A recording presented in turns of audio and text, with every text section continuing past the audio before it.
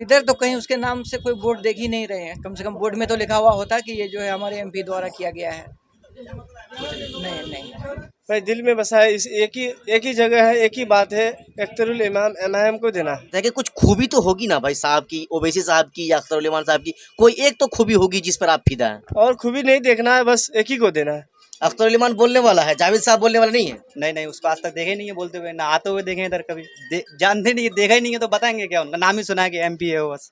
अभी जो पिछला 5 साल गया इसमें जावेद साहब को डाले और उसके द्वारा कोई काम नजर आया नहीं। और ना वो कभी इधर आया है मिलने किसी के पास, या कोई की मौत हो गया, कोई मैटर हो गया, वो कभी नहीं आता है।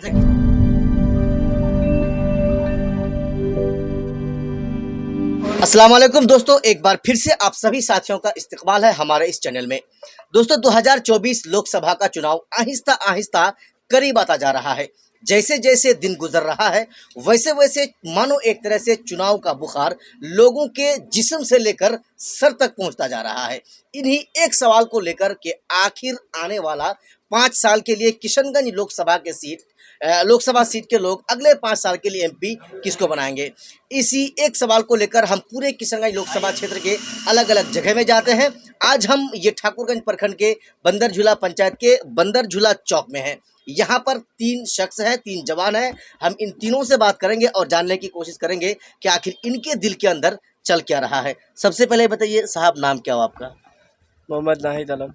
मोहम्मद नाहिद आलम। बताइए 2024 में लोकसभा का चुनाव होना है जिसमें आपको अपना वोट देना है।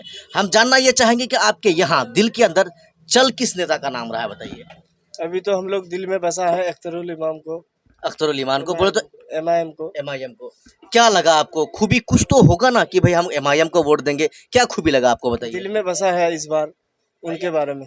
अच्छा, सिर्फ दिल में ही बसा है। अभी देखना चाहते हैं कि अब आगे बढ़ के क्या करेगा वो। चलिए, आपका जो आप चाहते हैं कि भाई हम अख्तर उल इमान को वोट देंगे, एमआईएम को वोट देंगे। अभी जो आपका सांसद है डॉक्टर जावेद आज़ाद साहब, इसको लेकर आप क्या सोचते हैं? क्यों आप नहीं चाहते हैं कि भाई इनको वोट देंगे? आप कह रहे हैं ओवैसी को वोट देंगे। भाई दिल में बसा है, इस एक ही जगह है, एक ही बात है, अख्तरुल इमाम एमआईएम को देना है। मतलब दिल में एक ही जगह है और उस जगह में अख्तर उल इमान है। हाँ बस, और कोई नहीं है उसमें। और कोई नहीं है। हाँ। मैंने हम ये जानना चाहते हैं कि कुछ खूबी तो होगी ना भाई साहब की, ओवैसी साहब की या अख्तर उल इमान साहब की, कोई एक तो खूबी होगी जिस पर आप फिदा हैं। और खूबी नहीं देखना है, बस एक ही को देना है। अच्छा, खूबी देखना ही नहीं है, एक ही को देखना है। बोले तो ओवैसी को देखना है। अभी से को देखना है, आप कुछ नहीं सोचेंगे? नहीं। और दिल में कुछ नहीं बसाना है। आप वोट डालते हैं? हाँ जी डालते हैं, इस बार वोट डालेंगे? डालेंगे इंशाल्लाह। तो बस फाइनल आपने सोच लिया है? एमआईएम को सोच लिए है, अख्तरुल इमाम को। उसी को देना है जी। चलिए, नाहिद भाई से हमने बात किया, आखिर हमने इनको बहकाने की पूरी कोशिश की, लेकिन ये साहब दिल में एक शख्स को बसा ही लिए हैं, अख्तर उल इमान ओवैसी साहब। साहब आपका क्या नाम है, बताइए? मोहम्मद अनीस नाम। मोहम्मद अनीस। आप बताइए, आने वाला 2024 में लोकसभा का चुनाव है, वोट तो आपको भी करना है, किसको चुनेंगे आप? अख्तर उल इमान। अख्तर उल इमान साहब को। क्यों? एक साहब ने कहा, नाहिद भाई ने कहा कि हमको अख्तर उल इमान साहब को चुनना है। आप उनका सुनकर कह रहे हैं या फिर आपके दिल के अंदर की बात है? हमको बोलने वाला लीडर चाहिए, गूंगा गूंगा नहीं चाहिए हम।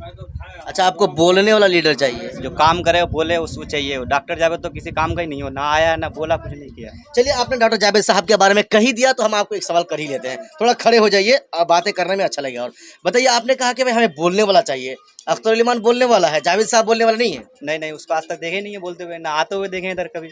अच्छा, आप जहाँ जिस चौक पे खड़े हैं, ये बंदरझूला चौक है, आपने डॉक्टर जावेद आज़ाद साहब को कब से नहीं देखा है? सच सच बताइए आप। जानते नहीं है, देखा ही नहीं है तो बताएंगे क्या? उनका नाम ही सुना है कि एमपी है वो बस। अच्छा, नाम ही सुने हैं। हाँ जी। अच्छा, पिछली मर्तबा जब चुनाव हुआ था 2019 में, किसको वोट दिया था आप? नहीं, उस टाइम नहीं था, पहला मर्तबा वोट है। अच्छा, पहली मर्तबा आपको वोट डालना है और पहली मर्तबा आपको ओवैसी को डालना है। जी जी ये आप कह रहे हैं? जी कह रहे हैं। चलिए, आप कह रहे हैं कि भाई ओवैसी को देना है। कुछ लोग तो ये कह रहे हैं कि ओवैसी मुसलमानों की पार्टी है, भड़काऊ पार्टी है, ये दंगा कराने वाला काम करता है। आप बताइए। नहीं नहीं, वो ये गलत बात है ये सब। अच्छा, गलत बात है जी। अच्छा, हैदराबाद काम वगैरह करने जाते हैं क्या? नहीं नहीं नहीं, पढ़ाई करते हैं हमको। अच्छा, पढ़ाई करते हैं। अच्छा, पढ़ाई करते हुए ओवैसी साहब का इतना बड़ा फैन बन चुके हैं आप? जी बहुत दिनों से बने, 8-10 साल से उनका फैन है हम तो। अच्छा, 8-10 साल से उनका फैन है। उनकी भाषा, उनकी तकरीर को, उनका भाषण को सुनते होंगे? बहुत सुनते हैं। अच्छा, कैसा लगता है? मजा आता सुनने में। मजा आता है। चलिए, आपके आसपास के इलाके में, क्योंकि आप एक यंग हैं और अभी जो आपके सांसद जी डॉक्टर जावेद आज़ाद साहब हैं, क्योंकि वो एक सांसद हैं और आप ही के किशनगंज जिला का है, आपके आसपास के इलाके में उसका जो है कोई शिलान्यास हो या कोई पुल पुलिया का उद्घाटन, कहीं उसका कुछ विकास का काम देखे आप? नहीं, वो आया ही नहीं है तो देखेंगे कहाँ से उसका काम। अच्छा, नहीं देखा। चलिए, ये साहब का भी यही कहना था कि हम लोगों ने अपना मूड बना लिया है, हमें अगली बार यानी अगला जो 5 साल के लिए हम चुनेंगे तो अख्तरुल ईमान ओवैसी साहब को चुनेंगे। साहब बताइए, आपका क्या नाम हुआ? मेरा नाम मुजाहिद आलम है। मुजाहिद आलम है।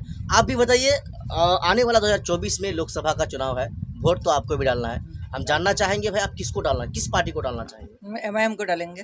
MIM को डालेंगे। क्यों MIM को डालेंगे बताइए?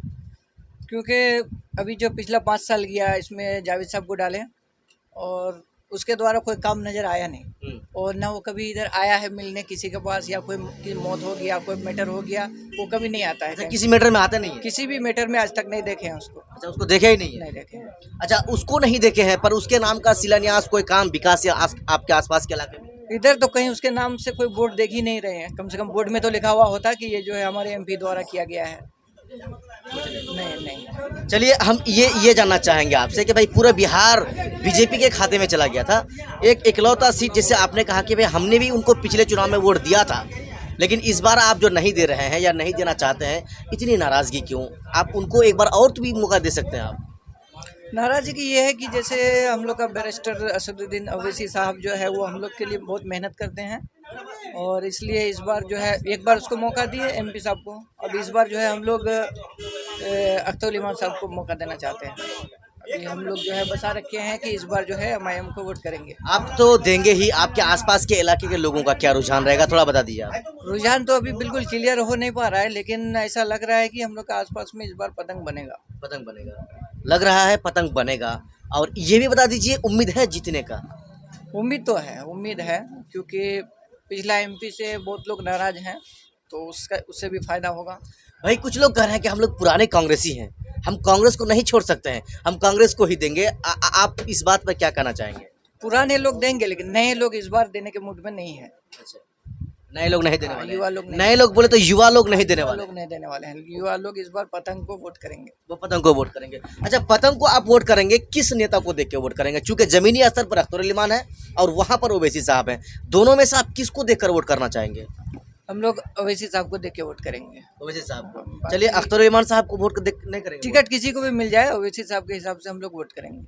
हाँ, तो अख्तरुल ईमान साहब तो आएंगे ही, उन्हीं को टिकट आएंगे तो वही तो वो तो कोई MP के लायक है, बिल्कुल MP के लायक है। चलिए, आप लोगों ने ठान लिया है कि भाई यहाँ पर यानी कि यहाँ कंप्रोमाइज की कोई बात नहीं है, आप लोगों ने ठान लिया है कि ओवैसी को देना ही है। ओवैसी को देना है तो उसी को देंगे, और उसी को देना है।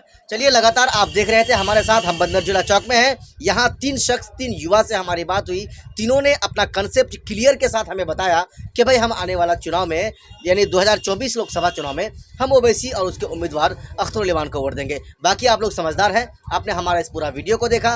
वीडियो के नीचे कमेंट बॉक्स में आप हमें ज़रूर बताएं कि आप भी अपना वोट किस नेता को और किस पार्टी को देना चाहेंगे। बहुत जल्द मिलेंगे।